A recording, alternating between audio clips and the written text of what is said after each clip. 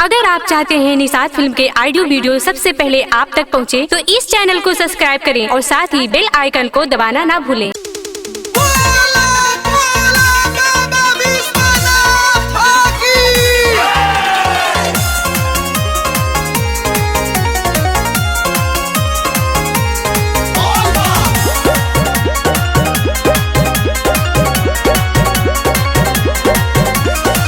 पिया सावन में हम चलम देव घरे नारा सुनाता कवरियन के बोलबम बोलबम बम बम बोलबम।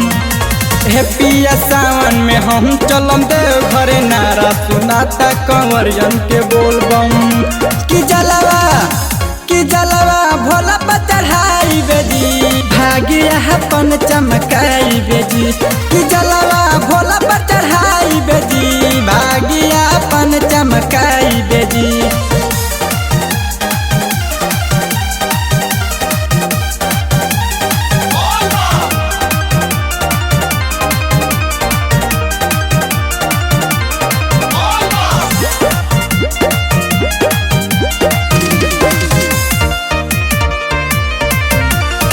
गोदिया सुनी हमार भरी बाबा के रौरा ध्यान धरी बोलबम बम बम बोलबम।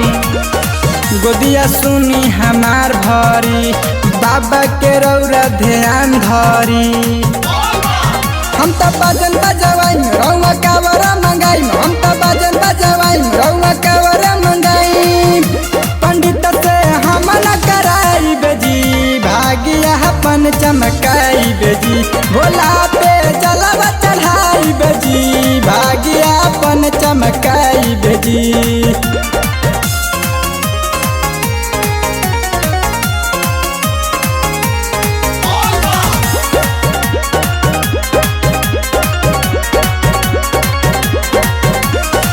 पहनबे गेरुआ रंग साड़ी कलिया सुतोष के गाड़ी बोलबम बम बम बोलबम। पहनबे गेरुआ रंग साड़ी नीतीश के कली ही बुक गाड़ी। बड़ा चीज की बुलाई उनसे भजनी गवाई, हवलदार की बुलाई उनसे भजनी गवाई।